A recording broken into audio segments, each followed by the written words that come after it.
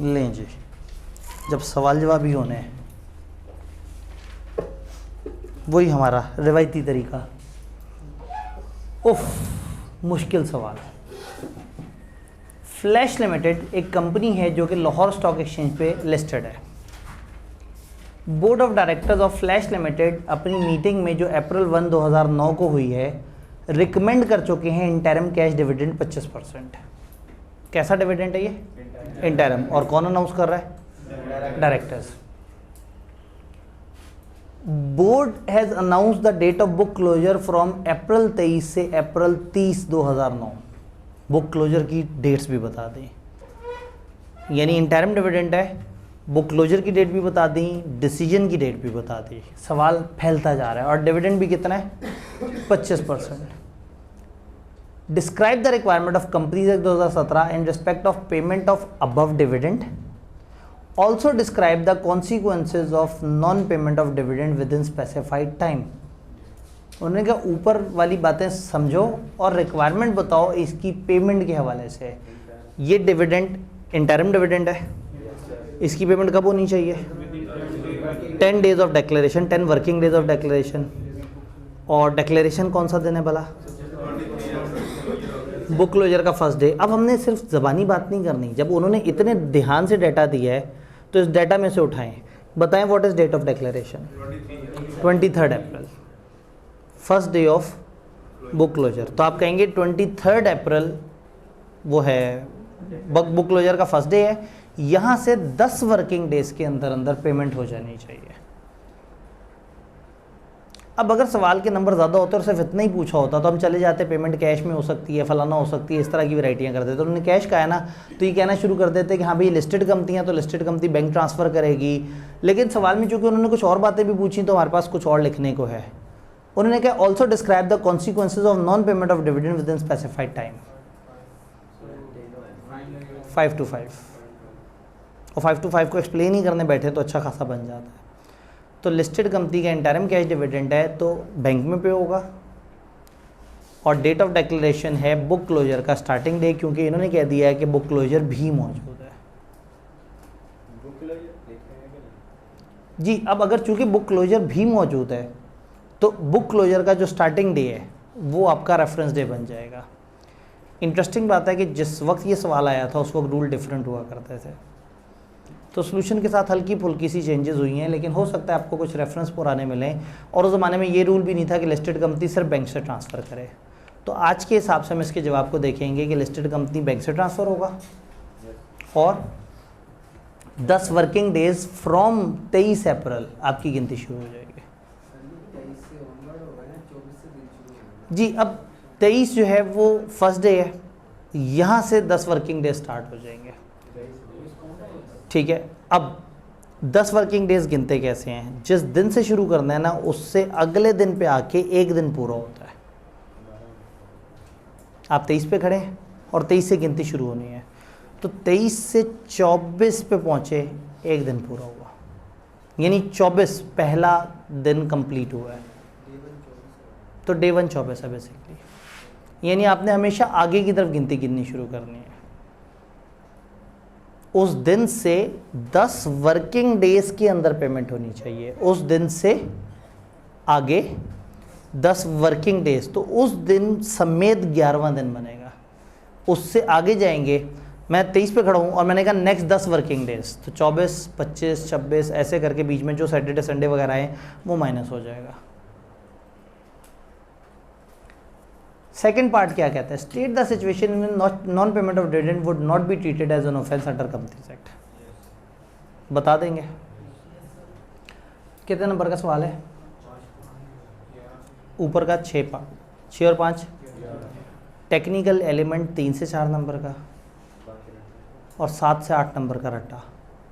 But सवाल को देख के इतना खौफ हो जाना है कि बंदा यही कंफ्यूज हो जाएगा कि पता नहीं मेरे से क्या कैलकुलेशन मांग लेंगे, पता नहीं क्या होगा। उन्होंने पास होने का ये देख रहे हैं, 5 तो सीधे सीधे नंबर दे दिए और कॉन्सिक्वेंसेज में। तो सम टाइम सवाल को देख के डरना नहीं है, अक्सर सवाल के बीच में आपको रट्टा भी मिल जाता है। थोड़ा ऊपर चल के देखते हैं। Explain whether or not following statement are in accordance with provision of companies act. बताएं जो जुमला दिया हुआ है कंपनीज एक्ट के मुताबिक सही है या नहीं। Support your answer with reason, अपने आंसर को रीजन से सपोर्ट करें।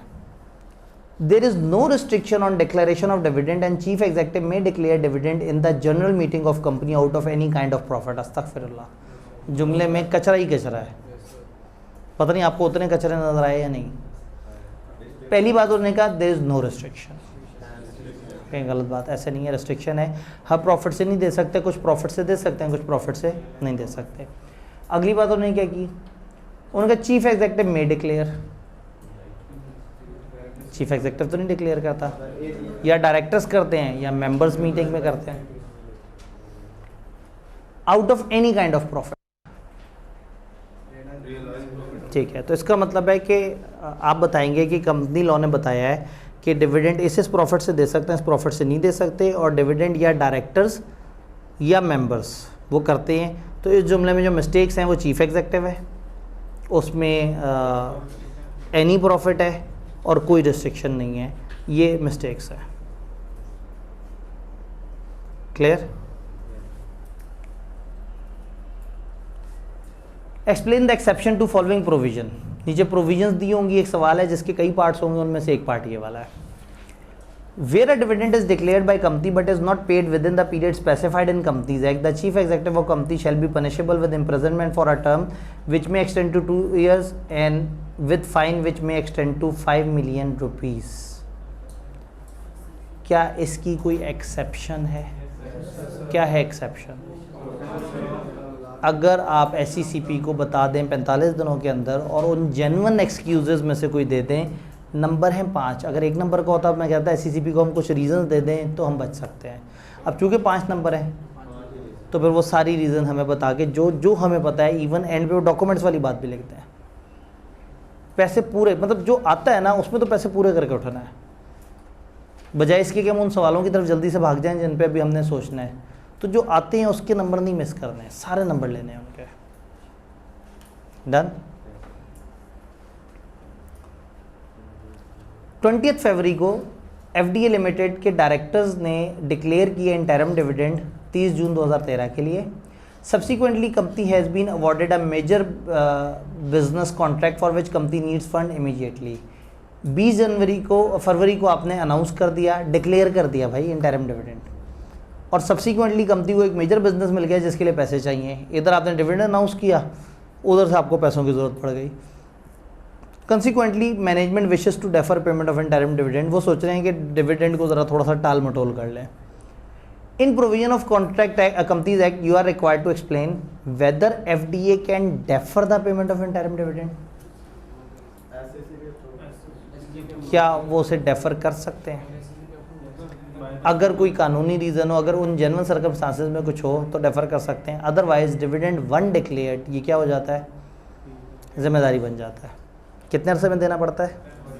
तो आप कहें भाई 10 वर्किंग डे में अब देना पड़ेगा, सिवाय इसके कि कुछ एक्सेप्शंस हों। क्या कॉन्सिक्वेंस है अगर आप डिविडेंड टाइम पे नहीं देंगे? 5 to 5, 5 नंबर के लिए। वो क्या सिचुएशन है जिसमें डिले अनलॉफुल नहीं समझा जाएगा? जब उन्होंने खुद ही पूछ लिया तो इसका मतलब ऊपर वो रीज़न देने की ज़रूरत ही नहीं है। सर ये भी पढ़ा था कि अगर मेंबर्स भी चाहे तो डिविडेंड ना लें, तो ये भी लेने जी। अब अगेन ये इंटरिम डिविडेंड है। इंटरिम डिविडेंड में फाइनल अथॉरिटी किसके पास है? डायरेक्टर के पास। अगर वो कह देते कि डायरेक्टर ने रिकमेंड किया एक फाइनल डिविडेंड और भी मेंबर्स की मीटिंग होनी है, तो हम फ़ौरन से कह देते कि मेंबर्स को चाहिए रोक दें डिविडेंड, क्योंकि इंटरिम डिविडेंड और इंटरिम डिविडेंड 5 नंबर अट्टा, 5 नंबर अट्टा, 2 नंबर के लिए थोड़ी सी लॉजिक, तकरीबन 11 नंबर अट्टे में। कितना दिल कर रहा है कि पेपर में सवाल ये वाला है। इस 12-10 नंबर तो 100% यकीनी है। पेपर पास होने के लिए जितने नंबर चाहिए उसके 20% इसी सवाल में मिल जाने हैं।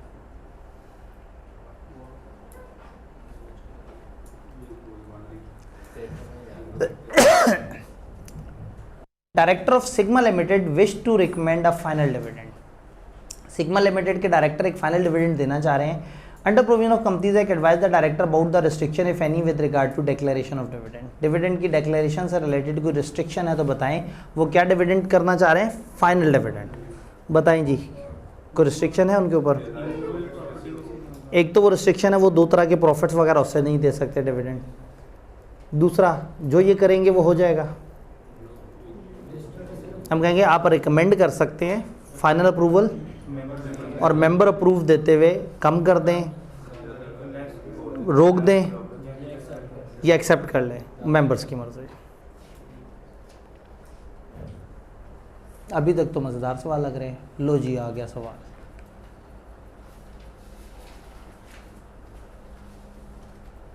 नहीं, 1 मिनट, ये फिर तो नहीं कॉपी पेस्ट हुआ हुआ? ठीक है, ये ऊपर है और इसका पीछे यहाँ से शुरू हो रहा होगा। हमने 9th पढ़ा था ना अभी। 31 जुलाई 2015 को डायरेक्टर CEL के एक लिस्टेड कंपनी ने इंटरिम डिविडेंड दिया 5 रुपये पर शेयर। पेमेंट करने से पहले कंपनी को ह्यूज लॉसेस हो गए हैं, मैसिव फायर हो गई है फैक्ट्री में, इंटरिम डिविडेंड अनाउंस कर चुके हुए हैं। CFO has inform the board of directors about CEL inability to pay the dividend. CFO ने कहा भाईजान पैसे कोई नहीं, फारे का काम, हम नहीं दे सकते डिविडेंड, हम जज्बाती हो गए थे, अनाउंस कर बैठे हैं। सवाल की रिक्वायरमेंट क्या है? When an interim dividend is deemed to have been declared by CEL, किस दिन माना जाएगा कि इंटरिम डिविडेंड डिक्लेयर हो गया? बुक क्लोजर का जिक्र कोई नहीं किया उन्होंने, तो हम कहेंगे जिस दिन उन्होंने अनाउंस किया था उस दिन समझें हो गया, अनलेस बुक क्लोजर बता दिया होता। अब बुक क्लोजर तो उन्होंने नहीं बताया। Consequence of non payment of dividend within stipulated time 5 to 5। अपनी मर्जी है, कभी 3 नंबर के लिए पूछते हैं, कभी 5 नंबर के लिए। Circumstances under which DEL may not be responsible to pay dividend to certain shareholders। एक चीज़ हमें समझ आ गई है कि उनको पसंद एक ही टॉपिक है, ज़्यादा से ज़्यादा वो पूछ लेते हैं कौन कौन से प्रॉफिट से दे सकते हैं, कौन से नहीं दे सकते। तो तकरीबन ये पीछे वाले सवाल जैसी ही चीज़ है। क्लियर?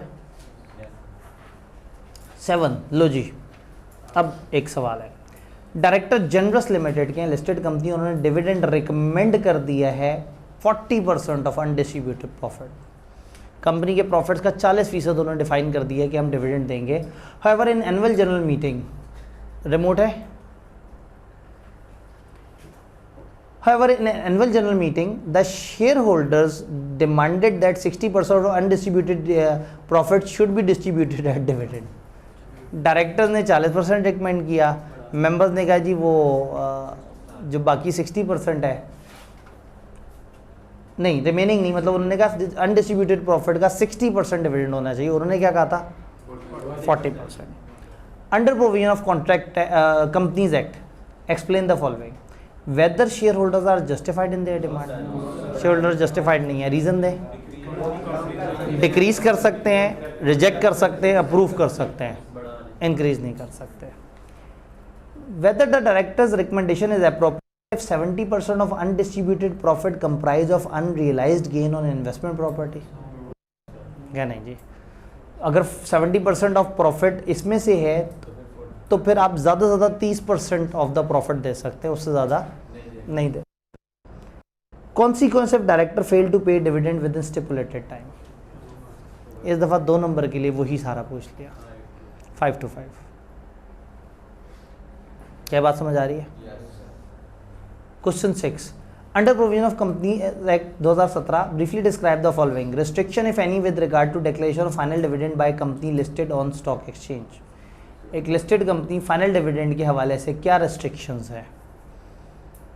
अब ये एक ओपन सा सवाल होता है, इसमें आप रिस्ट्रिक्शन में चले जाएं तो प्रॉफिट्स की रिस्ट्रिक्शन का जिक्र कर दें, चाहें तो 10 दिन की रिस्ट्रिक्शन का जिक्र कर दें, और अगर यहाँ रहते हुए डिस्कस करना चाहें तो कहें डायरेक्टर रिकमेंड कर सकते हैं, लेकिन फाइनल तो काम डायरेक्टर नहीं कर सकते। मेंबर्स आर द पर्सन जो बताएंगे कि यही डिविडेंड या इससे कम या इसको रिजेक्ट करना, वो मेंबर्स का इख्तियार है। तो जब वो कहते हैं ना रिस्ट्रिक्शन बताएं, तो यहाँ दोनों तरफ रिस्ट्रिक्शन बताई जा सकती है। अगर डर लग रहा है कि वो पूछिए ये पूछिए, बता दें।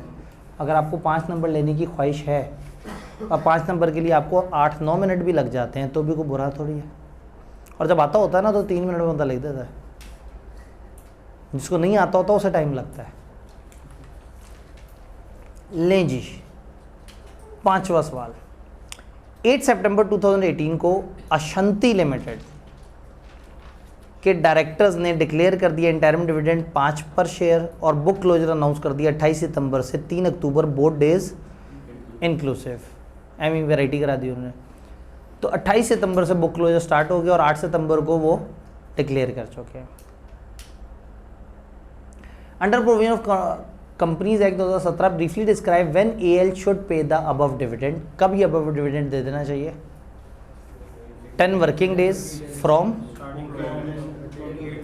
तो आप कहेंगे कि बुक क्लोजर का स्टार्टिंग डेट ये है, यहाँ से 10 वर्किंग डेज में पे हो जाना चाहिए। Also state any 4 circumstances in which AL may not be considered to have committed offence for non payment of dividend. 4 वो केसेस बताएं जहाँ नॉन पेमेंट ऑफेंस नहीं माना जाएगा। इन्होंने कहा अच्छा भला एक सवाल बिला वजह उस पॉइंट के जा रहा है तो धक्के से फिट कर दिया। हालांकि इस सवाल में काफ़ी कुछ पूछ सकते थे। तो वो सर्कमस्टांसेस तो इन्हें को बहुत ही पसंद है। तो सर्कमस्टांसेस तो डेली दोहराने चाहिए। 9 और 11 इन दोनों चैप्टर्स का एक अलग यूनिट है।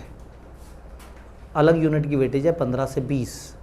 तो आई कैन रीजनेबली एज्यूम कि 8 से 12 नंबर का 9 और 8 से 12 नंबर का 11 आ सकता है। तो 9 से अगर सवाल आना है और ये उन्हें बहुत ही पसंद है, तो अगर majority of the time we are confident कि 9 से सवाल आ सकता है और ये भी हमें पता है कि कौन सा टॉपिक बहुत ही उन्हें पसंद है, तो उस टॉपिक को तो बॉल घोल के भी लेना चाहिए। वैसे तो हैं ही 2 सफ़े और उसमें से भी एक ख़ास एरिया पे उनकी तवज्जो ज़रूरत से ज़्यादा है। तो वो ख़ास एरिया में पेपर में कितना दुख हो कि वो सर्कमस्टांसेस पूछें और हमें 3 आते हों, तो फिर तो हमने हक़दानी ना किया।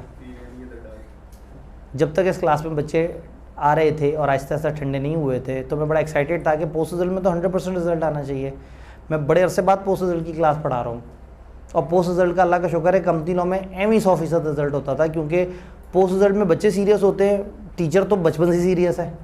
अगर बच्चे भी उसे सीरियस मिल जाए तो वैसी आग लग जानी है। तो अगर एक पोस्ट रिजल्ट बह जाए तो उसकी तो 100% रिजल्ट आना चाहिए। मैं जज्बाती हो के क्या बैठा, क्योंकि पुराने ज़माने में बच्चे ज़रा सीरियस होते थे। तो अब इस वक्त जो तादाद है और लोग अपने हिसाब से कभी ऑफ़ करते हैं कभी ऑन करते हैं, तो शायद मेरा 100% वाला क्लेम ज़रा ज़्यादा हो गया, लेकिन 80% फिर भी होना चाहिए इंशाल्लाह। मतलब वही बात है कि अगर इतना सारा कुछ आपको गेम समझ आ रही है, मैं एक एक चीज़ आपको बता रहा हूँ कि ये एरिया है, दिस इज़ द गेम, अगर उसके बाद भी आपने उसको स्किप कर दिया ना, तो फिर इससे ज़्यादा और कुछ नहीं हो सकता। और आपको वीकली टेस्ट में प्रैक्टिस भी कराई जा रही है और वो भी बड़े पुट्ठे पुट्ठे सवाल भी हैं, सीधे सवाल भी हैं। चलें, इमोशनल होना बंद करते हैं। Board of director of giant industries limited listed company in their meeting held on 25 February 2020 has approved 30% interim cash dividend for share holder. सवाल ऐसे शुरू करते हैं जैसे पता नहीं कितना को लॉजिकल सवाल पूछने वाले हैं। While approving the dividend payment, board has authorized to adjust dividend payable to one of the shareholder Kamran Ahmed against the amount due from him। उसने कंपनी के पैसे दे देने थे, कंपनी ने इजाज़त दी है बोर्ड ने कि हाँ भाई उसको हम एडजस्ट कर सकते हैं। सवाल क्या है? State when an interim dividend is deemed to have been declared and responsibilities of GIL regarding its payment. कब समझा जाएगा कि इंटरिम डिविडेंड डिक्लेयर हो गया है?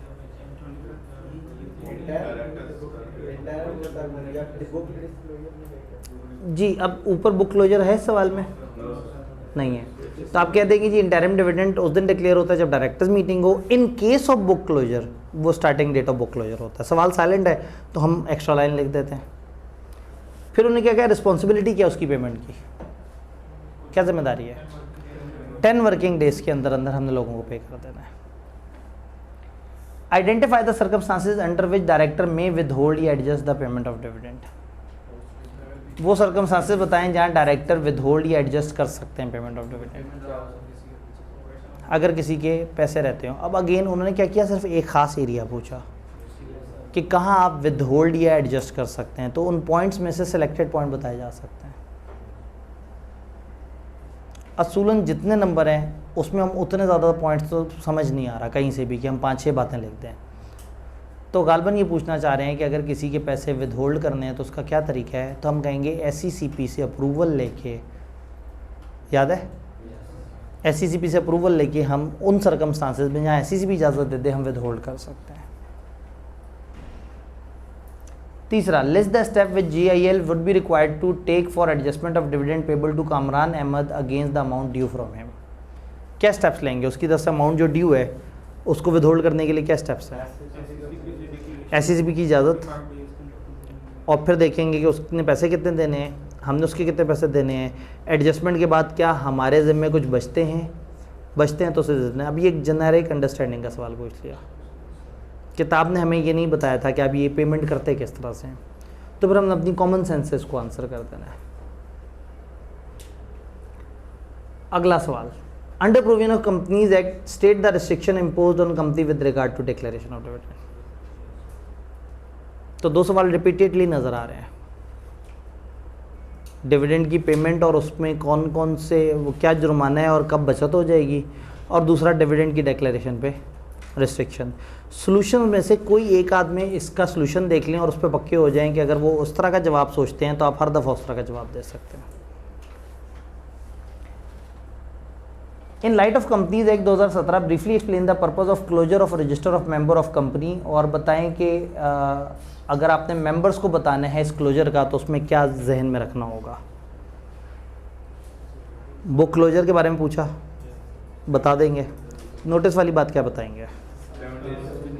7 डेज़, कम से कम 7 डेज़ पहले जो है वो आप उन्हें नोटिस दे देंगे ताकि आप बुक्स बंद कर दें। पेइंग एजेंट, वर्किंग डे और manner of payment of cash dividend, in concepts को एक्सप्लेन कराएं। पेइंग एजेंट किसे कहते हैं? जो हमारे ब्याह पे पे कर दे। वर्किंग डेज किसे कहते हैं? जिन दोनों बैंक ओपन होता है। और manner of payment of cash dividend, cash dividend देने के तरीके, कैश वो direct bank transfer, dividend warrant, cheque. तो ये थे हमारे, किताब के एंड पे वो दिया हुआ है मॉक, देखा है। हम क्या करते हैं, जो बिल्कुल रीसेंट अटेम्प्ट होती है ना वो किताब के एंड पे डाल देते हैं ताकि अगर कभी आप उसको प्रैक्टिस करना चाहें तो आप कर सकें। ज़रा देखें उसमें कोई सवाल डिविडेंड का।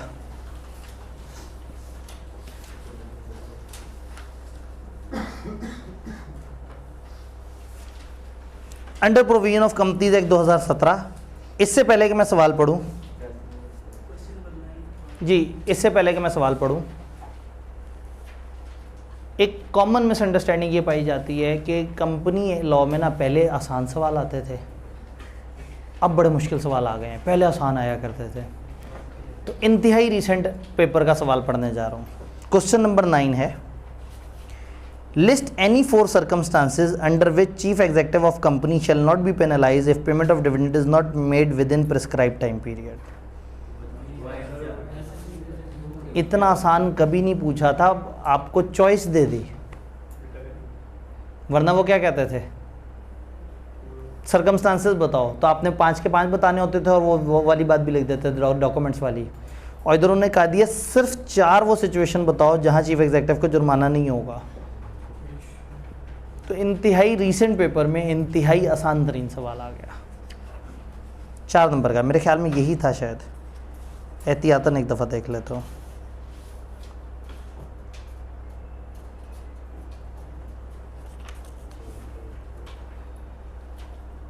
हाँ, मोटा मोटा यही सवाल था। तो हमने सारे पास पेपर बशमूल लेटेस्ट पेपर भी देख ही डाला। तो फिर सबके चेहरे पे साफ लिखा नजर आ रहा है।